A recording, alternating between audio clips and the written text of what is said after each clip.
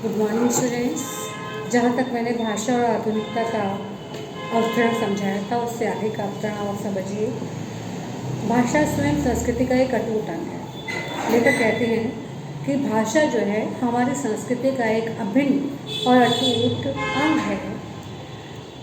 बिना हमारी जो भाषा है वो हमारी संस्कृति को अभिव्यक्त करती है। हमारी संस्कृति का जो ज्ञान है वो हमारी भाषा के माध्यम से ही होता है।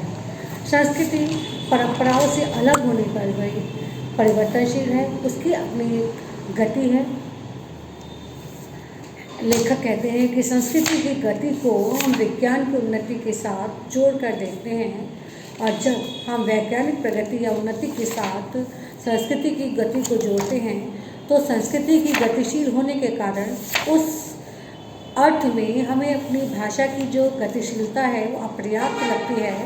ऐसे समय में हमें आवश्यकता अनुभव होती है भाषा के गतिशील या आधुनिक होने की, क्योंकि दिन प्रतिदिन जो वैज्ञानिक आविष्कार होते रहते हैं उन आविष्कारों के प्रभाव के कारण उत्पन्न जो नई सांस्कृतिक परिवर्तन होते हैं उन परिवर्तनों को शाब्दिक रूप से परिभाषित करने के लिए जो हमारी भाषा में वर्ल्ड परंपरागत अर्थात प्राचीन शब्द हैं, उन शब्दों का प्रयोग जो है वो आधुनिक वर्णन करने में प्रायः अपर्याप्त महसूस होता है। इसके लिए हमें नए प्रयोगों की, नई भाव योजनाओं को व्यक्त करने के लिए नित्य नए शब्दों की आवश्यकता पड़ती है, जिन शब्दों का प्रयोग करके हम सांस्कृतिक परिवर्तनों को शाब्दिक रूप से अभिव्यक्त कर सकें। अब प्रश्न यह उत्पन्न होता है कि भाषा में जो परिवर्तन हम लाना चाहते हैं वो आखिर किस प्रकार होना संभव है। तो इसके दो ही कारण हैं। पहला है यत्नसाध्य अथवा सहज सिद्ध। यत्नसाध्य से हमारा तात्पर्य यह है कि भाषा को युग के अनुकूल बनाने के लिए किसी एक व्यक्ति विशेष को या फिर व्यक्ति समूह को आगे आना होगा। उसे भाषा को युग के अनुकूल बनाने के लिए निश्चित निर्धारित प्रयत्नों को करना होगा।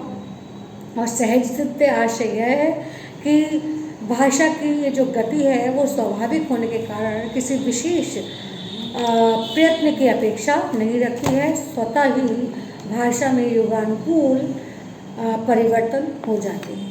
तो यदि उपलब्ध भाषा वैज्ञानिक आधारों का पर्याप्त अनुशीलन करे तो पहली बात ही सत्य सिद्ध होगी, अर्थात हमारी जो उपयुक्त भाषा है उस भाषा से वैज्ञानिक अधिक आधारों को वर्णित करने में हमें कठिनाई का अनुभव होगा।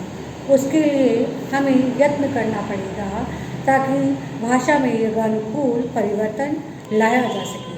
18वीं शताब्दी में अंग्रेजी भाषा ने भी और 20वीं शताब्दी में जापानी भाषा ने भी नवीनीकरण की इस पद्धति को अपनी कोशिशों के द्वारा पूर्ण करके दिखाया था, क्योंकि हर भाषा की अपनी खास विशेषता होती है।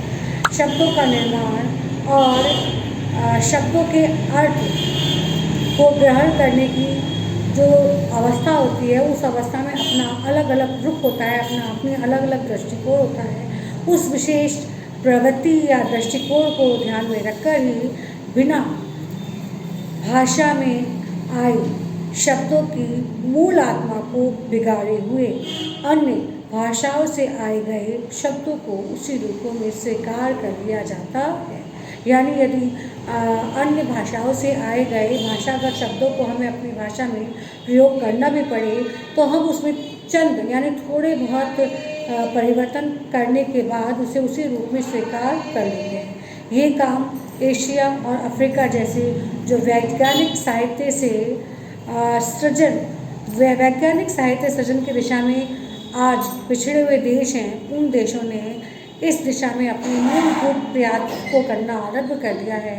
तो जब वो देश इस प्रकार के प्रयत्न करके अपने साहित्य में परिवर्तन ला सकते हैं तो हमें भी अपनी भाषा में इन परिवर्तनों को लाने के लिए तत्पर होना चाहिए, क्योंकि आज हमारे लिए इस प्रकार की अत्यंत इस प्रकार के परिवर्तन की अत्यंत आवश्यकता है, क्योंकि भाषा की जो साधारण इकाई है वो शब्द, यानी अगर शब्दों का अभाव हो तो भाषा का जो अस्तित्व है वो कठिन हो जाता है, क्योंकि बिना शब्दों के भाषा का अस्तित्व जो है वो उत्पन्न ही नहीं हो सकता है। यदि हमें अपनी भाषा में विकास करना है तो उसका आरंभ हमें भाषा में प्रयुक्त होने वाले शब्दों के आधार पर ही करना होगा। दिनों दिन सामाजिक व्यवहार में हम कई ऐसे नवीन शब्दों का प्रयोग करते हैं जो अंग्रेजी, फारसी, विदेशी भाषाओं से उधार लिए गए हैं, अर्थात अगर हम उनका पर्यायवाची अपनी भाषा में खोजना भी चाहें तो अर्थ का अनर्थ हो सकता है। तो वैसे ही नए शब्दों का गठन भी जाने अनजाने बिना किसी प्रयास के अनायास ही हो जाता है। ये शब्द उन विदेशी भाषाओं से सीधे से अविकृत यानी बिना बिगाड़े गए उधार लिए गए शब्द हैं। भले ही कामचलाऊ माध्यम से उनका प्रयोग हो सकता है, लेकिन यदि साहित्यिक सीमाओं की बात की जाए तो साहित्यिक दायरे में इन प्रकार के शब्दों का प्रयोग हमें नहीं करना चाहिए, क्योंकि साहित्यिक जो दायरा है, जो सीमा है, वो एक बुद्धिजीवी वर्ग का प्रतिनिधित्व करती है। तो एक बुद्धिजीवी वर्ग को हम कामचलाऊ भाषा से संतुष्ट नहीं कर सकते, लेकिन अगर उन शब्दों को हमें ग्रहण करना भी पड़े तो हमें भाषा की मूल प्रकृति के अनुरूप ही उनमें साहित्यिक शुद्धता लाने का प्रयत्न करना चाहिए, और जहाँ पर इस प्रयत्न की आवश्यकता हो उस आवश्यकता के अनुरूप हमें अपनी भाषा में वो शब्दगत परिवर्तन करना चाहिए।